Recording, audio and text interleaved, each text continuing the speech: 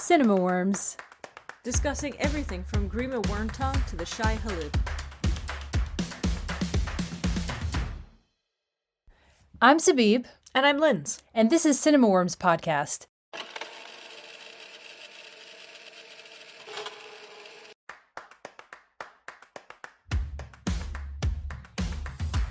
Hello! Cinema Worms! Didn't we make up a song the other day? Cinema, worms. Cinema, It worms, was worms. like... Did we? Anyway, I like Linz's earrings. I don't remember a song. Little Dutch painting earrings. Very cool. Very fun. Lovely. We are going to be discussing two Dylan O'Brien films, literally by coincidence, because Dylan O'Brien has been working. And the man's busy. Yeah, our first film is something we've been wanting to see for ages, because it's been out in America since September, but it just got released February 6th in the UK. I decided to discuss Twinless. We saw it a day or so ago, and we've just been buzzing, waiting to do this recording. Yeah, super excited. Yeah. So this is a 2025 American psychological black comedy. It's written and directed by James Sweeney. So he stars in it, he wrote it, and he directed it.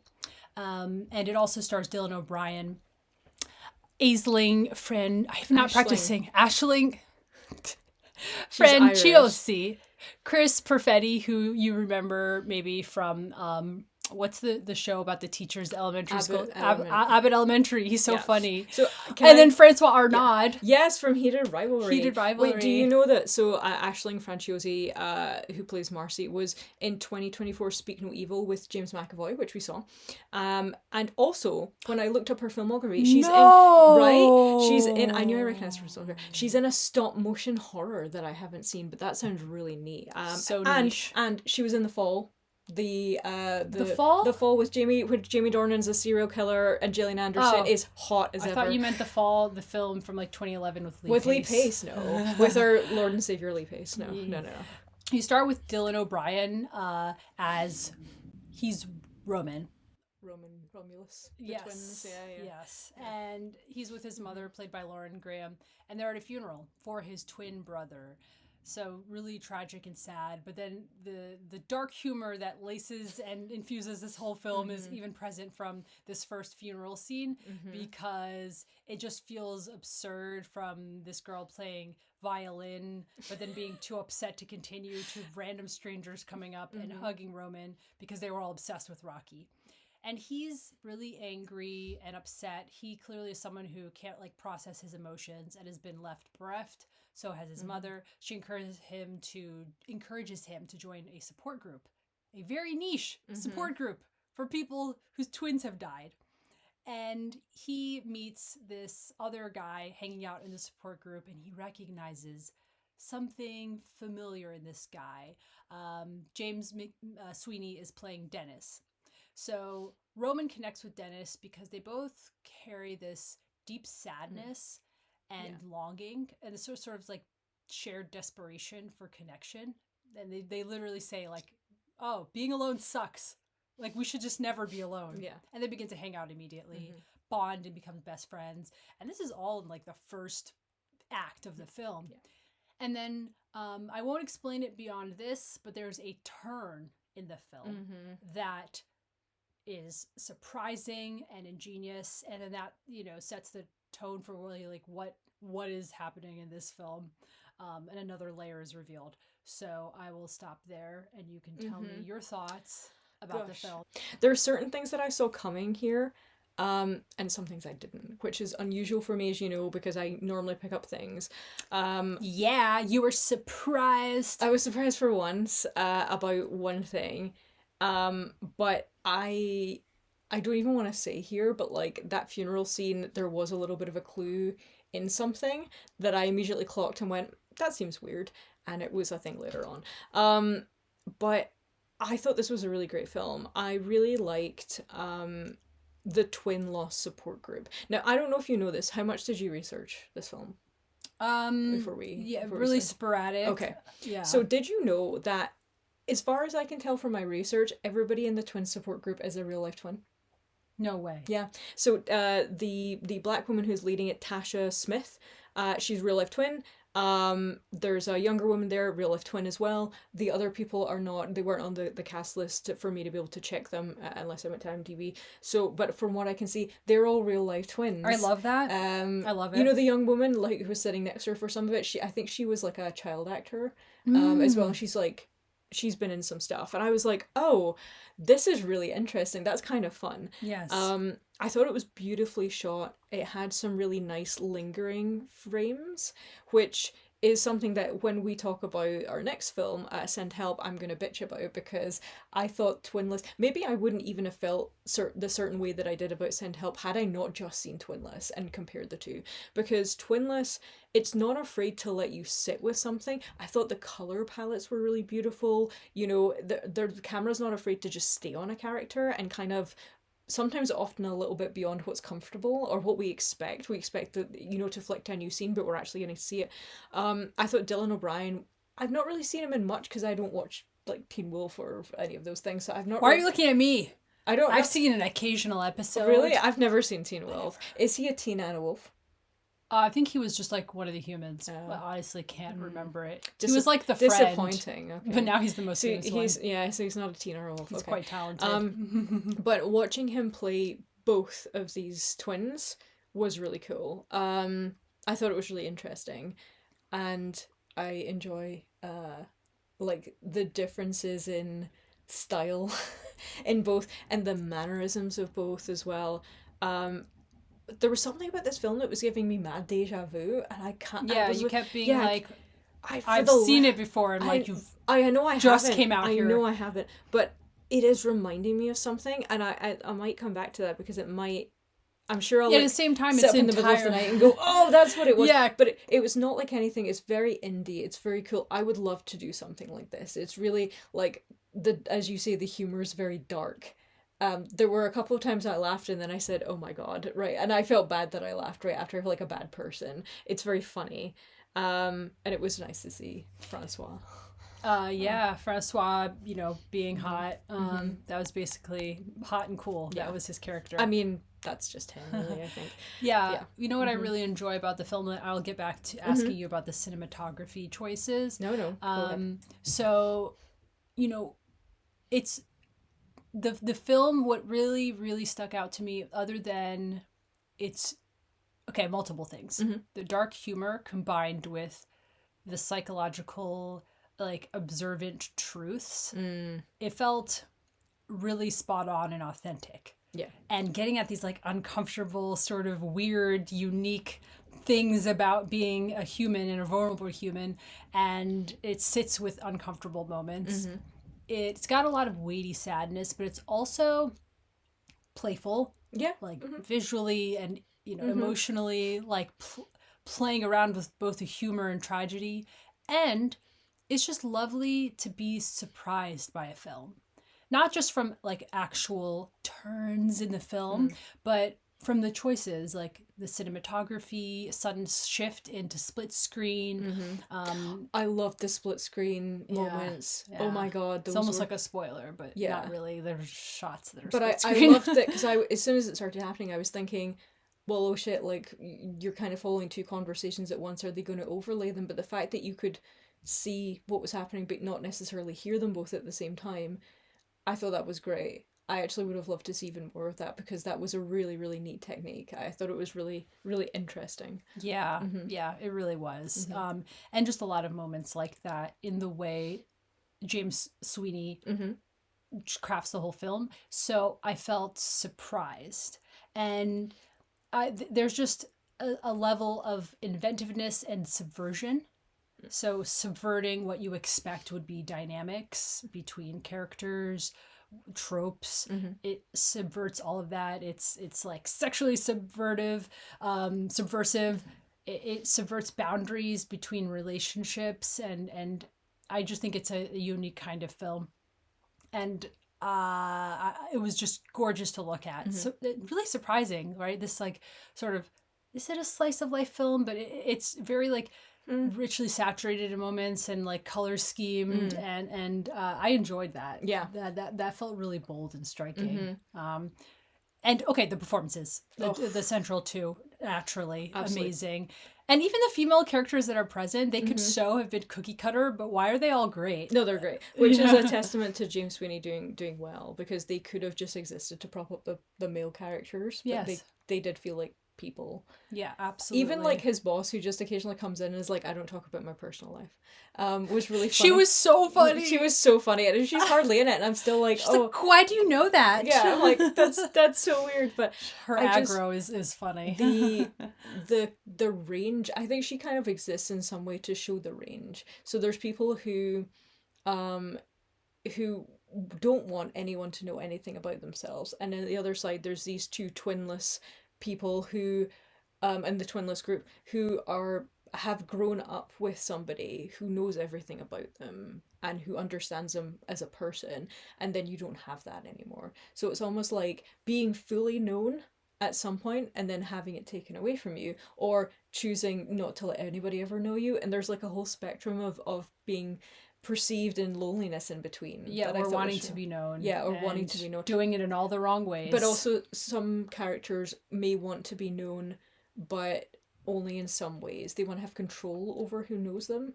And I think that's also a thing. There's a lot of control and control issues in this film, with people kind of vying for certain levels of honesty and truthfulness about who they are and what they really want. And I thought that was neat as well. Yeah, and you know, just final point for me that I think in just like the final act, maybe I wanted something a bit more, just because it's so bold and emotionally like just powerful, or like, you know, unexpected in the whole, you know, the rest of the film, that, you know, I don't know if it's just like life doesn't have like clear resolutions, and I'm annoyed about that. It could be that, or it could be that I wanted an extra additional note or weight to the final scenes. But also that could just be that he chooses to end it in a certain sort of open-ended or you know, naturalistic way.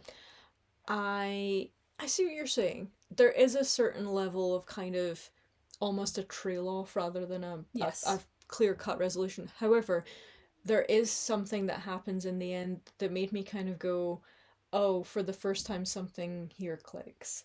Whereas it didn't before. We've constantly been shown that it doesn't, and it's ironic that now that something is clicking in a particular way. Oh yeah, I know that. And the basically final lines. And I thought, they were setting that up the whole time. And I thought, oh, that is quite nice. I think without that, I might have felt a bit unsatisfied. But with that, I felt, okay, life is, you're right, like life is not neat, and it doesn't always neatly wrap up. But something like that kind of made me feel, okay, so I feel like I have closure.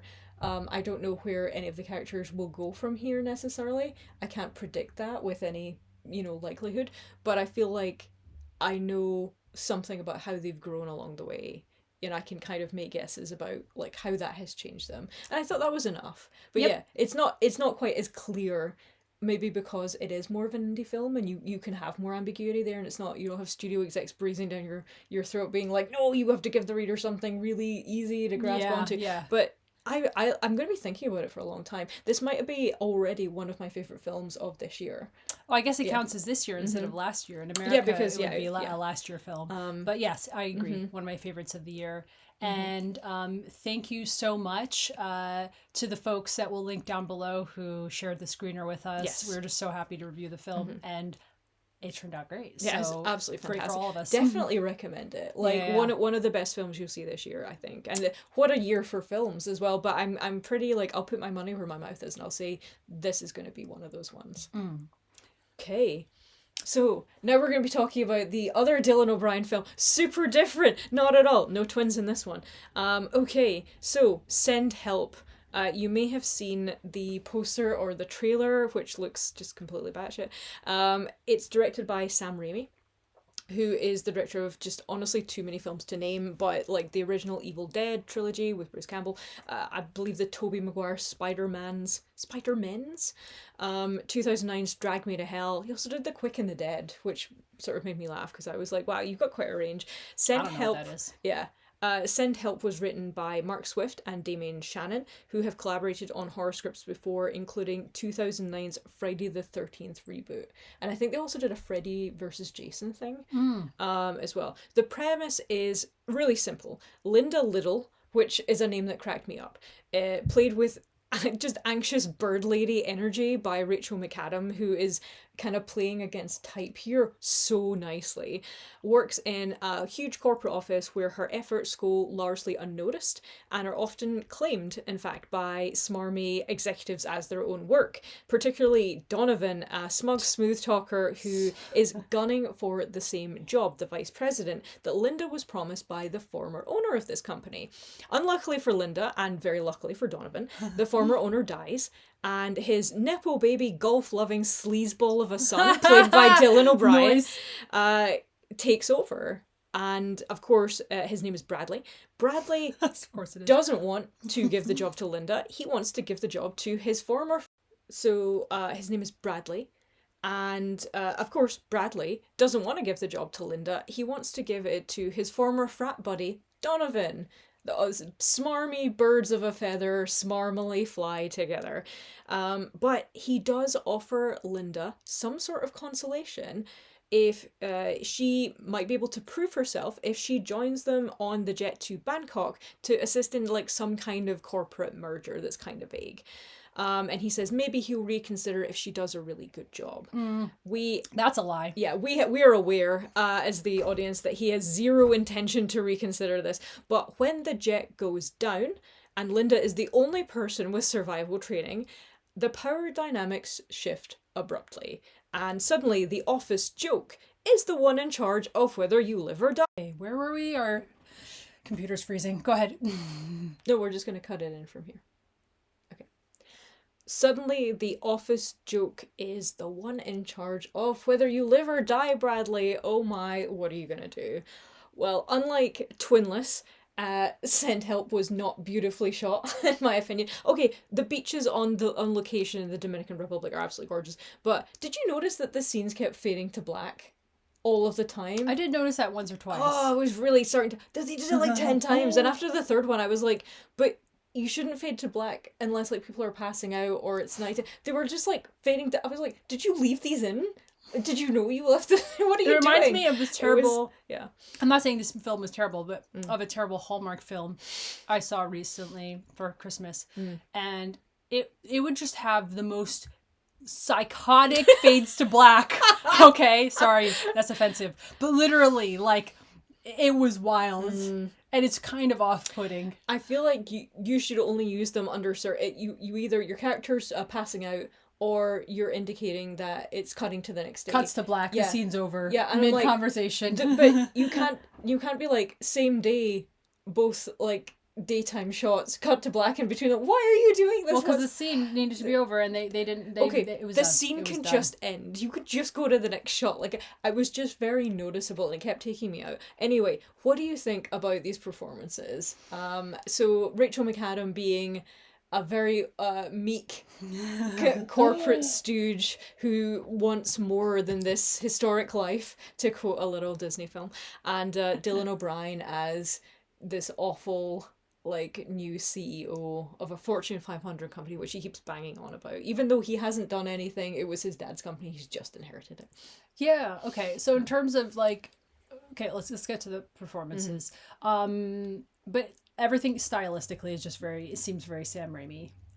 So that's where I think all that was coming from. Bold and a bit almost like garish at times. It was very gory. And gory. Yes. A lot of splatter. Zoomy and fun. A lot of blood splatter. It's just fun. Yeah.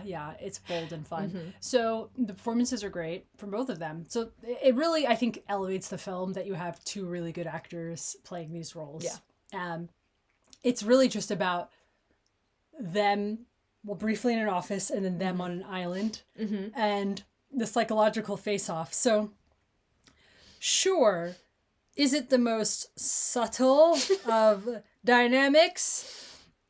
No, but it has a lot of twists and turns, and there are layers to the characters. They are good characters. They're actually interesting. There were some really nice, like, like quite emotional scenes where they start opening up to each other, and I thought, Yeah. oh, this isn't your typical like horror kind of survival thing. Like it's not even that, but like, do you know what I mean? I kind of thought it would go more that way, but they were given reasons to like and trust each other, or know more about each other, to bond a little bit, and reasons to be, they Yeah. both are, they're not two sides of the same coin, but in a way almost they have that ruthlessness in them that makes them slightly psychopathic at times. Yes. So that was fun. I think they both played their roles marvelously. She's great. Rachel McAdams really embodies unglamorous well. And yet she's still obviously remarkably good looking. I was like, oh, They tried, though. They tried really hard. But you know what's really interesting is at one point she says, "Don't ever mistake my kindness for weakness." And I thought that's an interesting comment, because she seems to genuinely think that she is a good, kind person, and that he is not, given the choices that he has made before and will make. But actually she's not nearly as kind as she thinks.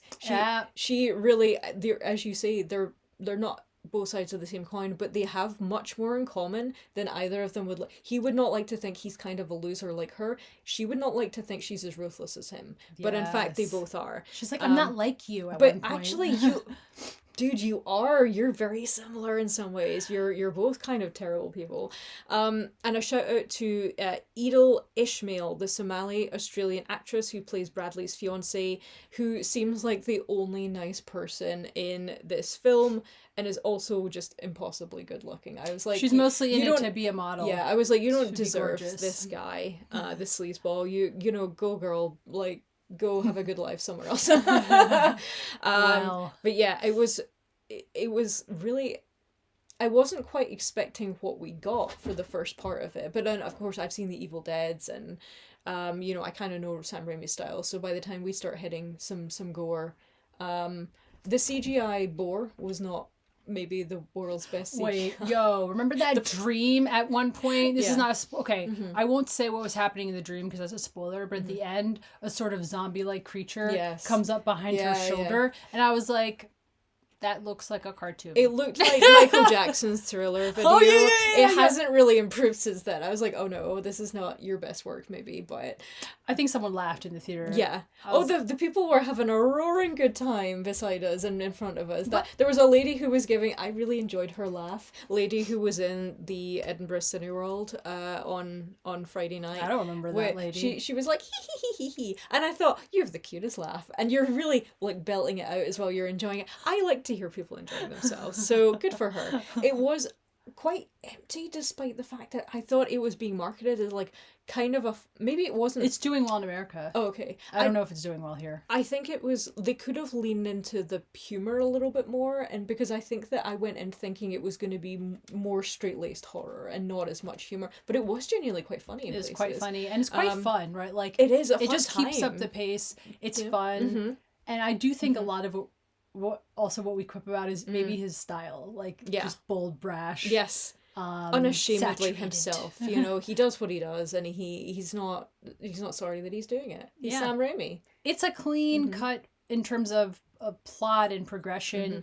It hits the notes it needs to, and it has an edge that is fun. It's fun watch. I mean, okay, we won't spoil it, but like the ending, not so much the ending itself, but just the progression until the end. Should we have a spoiler section, or should we just keep it? I think we should make people see it for themselves. Yeah, you should. Yeah. It's fun. It's definitely worth seeing. Just like, let's just say like the conclusion and just where we see certain someone end up. I was like, this doesn't make sense, but okay. I mean, I think given what we said, it actually does. Sure. Okay. We're going to discuss this. You know what? It does in a poetic justice sort of way. If you've seen that Zoe Kravitz film that she directed that I really enjoyed and I forget the name of, Don't Blink. Similar sort There's of so ending. many films that tell you not to do things. It's like, don't breathe, don't blink, don't look, don't hear. Don't do that thing. Don't do it. Don't do it. Don't do that thing. Whatever it is. Don't stop doing it. Okay. Knock it off. Those are our thoughts on Send Help. Yay.